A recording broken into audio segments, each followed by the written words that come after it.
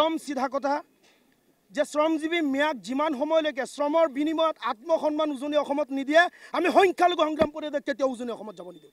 একদম চিধা কথা কৈ দিছোঁ।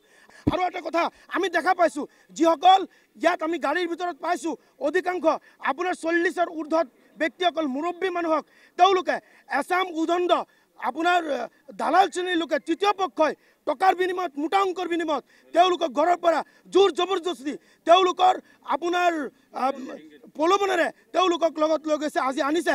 আৰু ইয়াত লগে লগে আমি সমান্তৰালভাৱে দেখিছোঁ আপোনাৰ 7-8 বছৰ 9 বছৰ আপোনাৰ কিশোৰী স্কুলীয়া ছাত্ৰ ছাত্ৰীক তেওঁলোকে লৈ গৈ আছে তাত শ্ৰম কৰিবলৈ।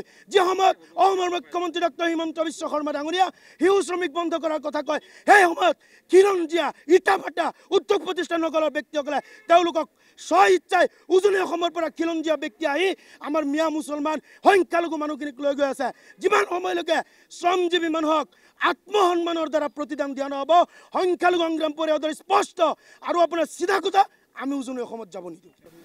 আজি আমি নগাঁও ডিংগেট স্থিতত এটা বাছ আমি ৰখাইছোঁ।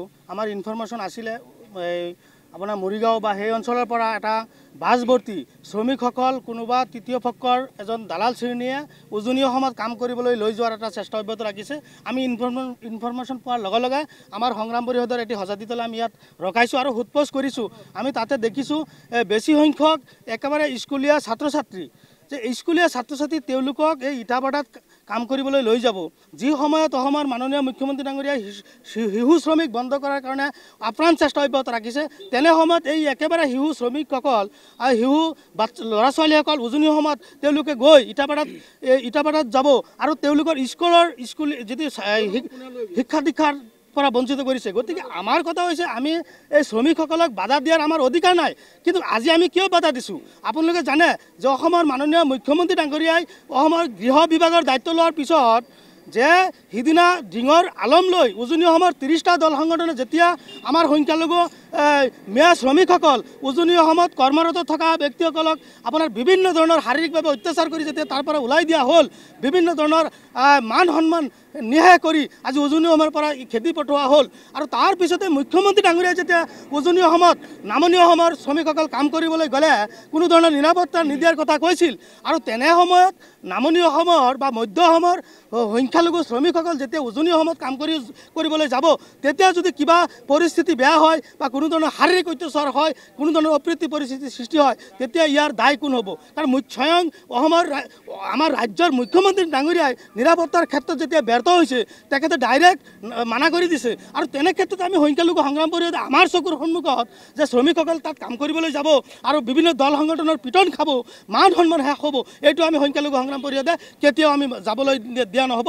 আৰু যেতিয়ালৈকে 30টা দল সংগঠনে স্পষ্টভাৱে লিখিত প্ৰতিশ্ৰুতি নিদিব আৰু আপোনাৰ মুখ্যমন্ত্ৰী ডাঙৰীয়াই যেতিয়ালৈকে আপোনাৰ প্ৰতিশ্ৰুতি নিদিব যে যেতিয়ালৈকে সেই উজনি অসমত কাম কৰিবলৈ যোৱাৰ পিছত সম্পূৰ্ণভাৱে নিৰাপত্তাৰ দায়িত্ব মুখ্যমন্ত্ৰী ডাঙৰীয়াই ল'ব, তেতিয়ালৈকে সন্মানে উজনি অসমত কাম কৰিবলৈ যাব আমি সংখ্যালঘু সংগ্ৰাম পৰিষদে আমি সহযোগ কৰিম। তাৰ উপৰিও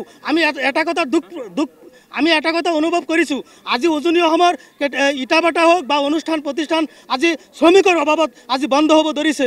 আমাৰ কথা হৈছে এই ক্ষেত্ৰত আমিও দুখ প্ৰকাশ কৰিছোঁ, আমি অৰ্থনৈতিক অৱৰোধটো আমি কেতিয়াও নিবিচাৰোঁ, কিন্তু যেতিয়া 30টা দল সংগঠনে একাংশ আমাৰ মুছলিম আপোনাৰ শ্ৰমিকসকলৰ ওপৰত অত্যাচাৰ চলাইছিল, বিভিন্ন ধৰণৰ আত্মসন্মান তেওঁলোকৰ সেৱা প্ৰতিপন্ন কৰিছিল, তেতিয়া কিন্তু সেই ইটাভাটাৰ মালিকসকল আৰু বিভিন্ন অনুষ্ঠান প্ৰতিষ্ঠানৰ মালিকসকল কিন্তু এই 30টা দল সংগঠনৰ বিৰুদ্ধে কিন্তু এই প্ৰতিবাদ সাব্যস্ত কৰা নাছিল।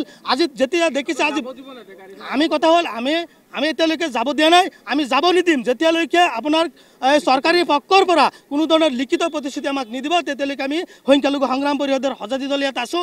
আমি কেতিয়ালৈকে আমি এই মানুহখিনিক যাব নিদিওঁ। আৰু তেওঁলোকে নিজে স্পষ্টভাৱে কৈছে যে আমাক বলপূৰ্বকভাৱে জোৰ জবৰদস্তি প্ৰলোভনেৰে আমাক একাংশ ঠিকাদাৰসকলে লৈ আহিছে।